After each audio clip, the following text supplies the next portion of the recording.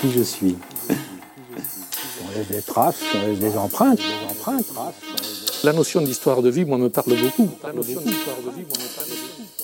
En créant de la dynamique humaine, on crée de la richesse. Ça me rappelle une histoire à laquelle j'ai assisté. Et puis l'AFPA, on forme, on est sur l'homme qui évolue. Qui était Yves Briex? Je ne sais pas comment le qualifier.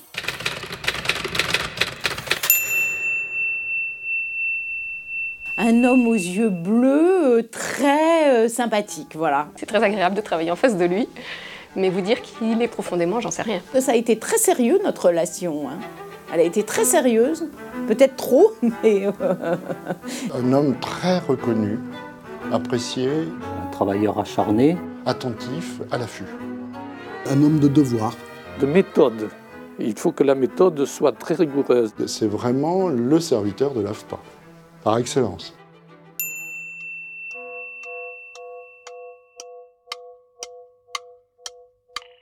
Je suis un homme de l'AFPA, je peux dire quand même, parce que quand on a passé près de 35 ans dans une maison, son nom s'associe de plus en plus à cette maison. Ce qui m'a marqué, c'est la confiance qu'il témoignait, voilà, la relation qu'il savait mettre avec les gens. L'économique est au service de l'homme, et ça, il ne faut pas l'oublier.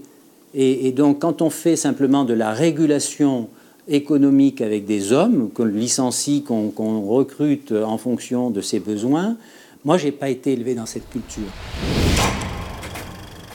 Jusqu'où je regarde en arrière, je ne sais pas. Dans mon enfance, moi, j'ai été élevé à la campagne jusqu'à l'âge de 7 ans par mes grands-parents, parce que mes parents, mon père était militaire et je n'avais pas pu me récupérer avant. Et donc, jusqu'à l'âge de 7 ans, moi, j'ai eu du préceptorat. Donc, j'ai eu de l'enseignement, en fait, greffé sur la vie, greffé sur le rêve. C'était les contes provençaux, parce que moi, je suis de Provence. C'était la vie paysanne, très dure, bon. Quand je suis rentré dans la vie active, je suis rentré dans une entreprise qui s'occupait de pose de lignes à grande distance. On m'a confié tout de suite la responsabilité de ce qu'on appelait ces grands chantiers itinérants. J'ai dû m'occuper grosso modo d'une centaine de personnes dans des grands chantiers, comme ça vous les accompagnez, y compris le week-end, hein, vous en occupez. Alors il y en a un qui a fait une bêtise, qui est passé en prison, il faut s'en occuper, etc. Donc tout ça, ça vous percute, quoi. Et là, j'ai rencontré l'AFPA.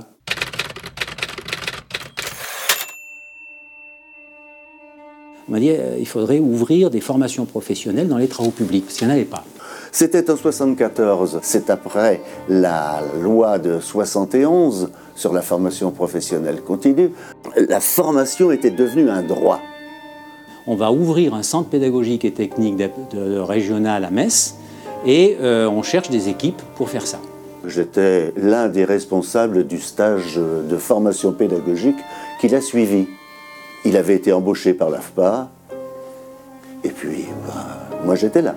J'ai découvert une pédagogie, alors on dirait aujourd'hui active, bon, mais c'est-à-dire, en fait, des gens qui nous disaient « Nous, on ne sait pas ce que c'est que l'échec à l'AFPA. Enfin, c'est pas notre truc. Si le stagiaire échoue, c'est de la faute du formateur.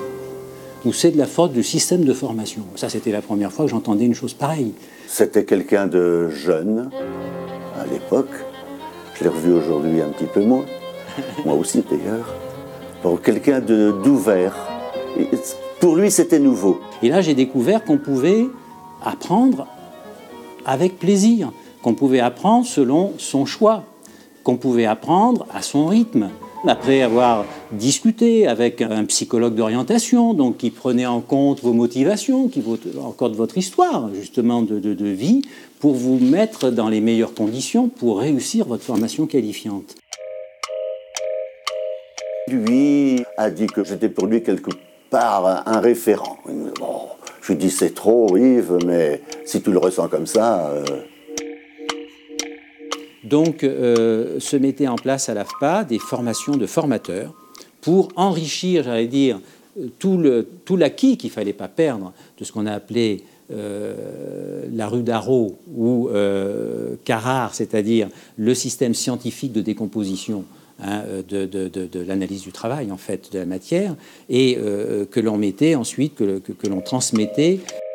On mettait le stagiaire au travail par une décomposition des gestes qu'il devait apprendre les uns après les autres. Un peu plus tard, il a quitté la direction de la formation et puis il est allé dans le sud de la France, mais il est allé en direction régionale.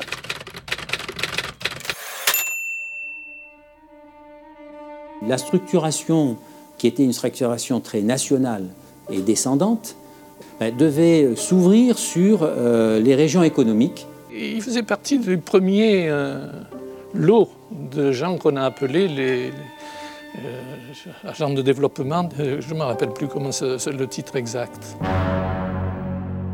Chargé de développement, je crois que ça a été le titre au départ, quelque chose comme ça. Donc on m'a demandé en fait de faire partie de ces chargés de développement régionaux et de mettre en place les premiers prémices de ce qu'allait devenir des agences régionales et des directions régionales. Et c'est là où nous avons fait un tandem pour monter diverses choses ensemble. C'est avec lui qu'on a créé ce qu'on appelait AFPA Conseil. AFPA Conseil pour accompagner le développement économique des territoires. Donc, comment la formation peut être au service du développement économique, accompagner l'implantation d'une entreprise en préparant une main-d'œuvre qualifiée pour cette entreprise. Et cette équipe-là, je crois qu'elle a été le précurseur ensuite d'une vraie fonction de développement à l'AFPA. On a été là aussi innovants. Je me dis, on a peut-être vécu quelque chose de capital pour nous et pour l'histoire de l'AFPA proprement dite.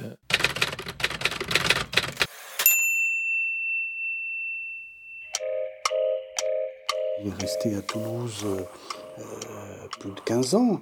Il a réellement façonné, je dirais, des générations d'ingénieurs de formation dans le BTP à Toulouse. C'est un bâtisseur dans tout ce qu'il a accompli. J'ai trop vu de difficultés, d'hommes en difficulté dans ma vie, et je pense que l'AFPA est une vraie deuxième chance. Ça me fait un peu de la peine quand je vois, si jamais on abandonnait l'AFPA à des raisons uniquement politico-économiques. Je pense que l'AFPA est une vraie deuxième chance. Personne ne critique, je crois, la qualité des formations qui sont faites à l'AFPA. Il brillait que ça marquait aussi la mise au point du système de VAE. On avait un cadre politique et lui, à l'intérieur de ce cadre politique, a construit l'instrumentation. L'idée, c'était que les expériences de travail peuvent constituer une forme d'apprentissage qu'on peut faire valider par des titres, des diplômes, etc. Le département du BTP a fait un remarquable travail de découpage en blocs de compétences qui permettait donc de valider, y compris par la VAE.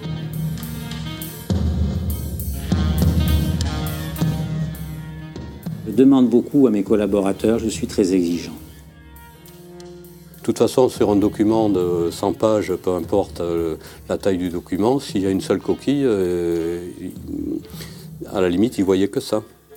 C'est la conséquence de quelqu'un qui a un fond d'inquiétude et c'est un homme de méthode, méticuleux dans le travail, et donc il faut que ça soit bien fait. Si vous faites une mauvaise formation professionnelle, si vous vous faites semblant de vous occuper des gens, eh bien, vous allez peut-être les amener à la fin de votre stage, ça ne va pas se voir, mais ensuite, dans leur insertion durable, s'ils ont perdu leur temps, s'ils n'ont pas été suffisamment structurés dans le passage, la deuxième chance que nous leur offrons, eh bien, je considère qu'on aura loupé notre... Je suis toujours sur les fondamentaux de la maison AFPA. On n'a pas droit à l'erreur, c'est la deuxième chance, il faut qu'elle soit réussie. J'ai eu du plaisir à travailler avec lui, même s'il est quelquefois très exigeant, même si c'est des fois un peu compliqué à le suivre, parce que c'est quelqu'un qui travaille nuit et jour, le samedi, le dimanche. Quand vous faites un job où vous êtes pris à plein temps, où vous voyagez, où vous vous déplacez, ça laisse quelques quelques traces, on va dire. Moi, j'ai été mobile pendant une quinzaine d'années. À un moment donné, je ne voulais pas sacrifier l'équilibre familial. Je ne suis même pas parti pendant 2 ans en Nouvelle-Calédonie à cause de ça. Ce qui m'a permis de prendre la direction de la direction du département BTP après, d'ailleurs.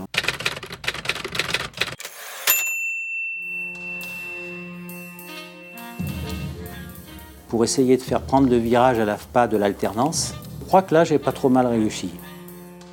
Donc nous avons maintenu la culture, la culture de base, les principes de base de notre pédagogie, nous ne les avons pas lâchés, mais nous avons quand même largement fait évoluer le système pour qu'il s'inscrive dans ce qui va, je crois, devenir être généralisé, l'alternance dans la formation professionnelle, mais avec une marque AFPA.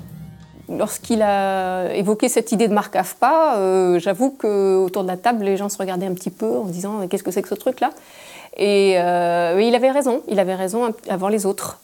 L'idée qu'on a quelque chose qui nous distingue par la pédagogie, par l'organisation pédagogique. Je préférais dire qu'il y avait une marque Briex dans le travail conduit par l'AFPA au cours de ces 20 dernières années. Il a été l'un des principaux artisans de la construction de la place de l'AFPA sur la problématique du développement durable. 2 ans avant, j'allais dire le Grenelle de l'environnement, nous avions des équipes qui étaient dans un système de veille sur le développement durable, les énergies renouvelables, le solaire, et nous avons travaillé sur ce champ-là. Dès que le Grenelle de l'environnement a été connu du grand public, a commencé à donner des orientations, nous avions des choses prêtes à l'AFPA parce qu'il avait su anticiper, faire travailler ses équipes par anticipation là-dessus. Et aujourd'hui, on dispose d'une offre complète qui va perdurer pendant des années. Maintenant, après, qu'est-ce qui va rester je ne sais pas. Et marquera l'histoire de la maison, de mon point de vue. Moi, c'est quelqu'un que j'oublierai pas, en tout cas.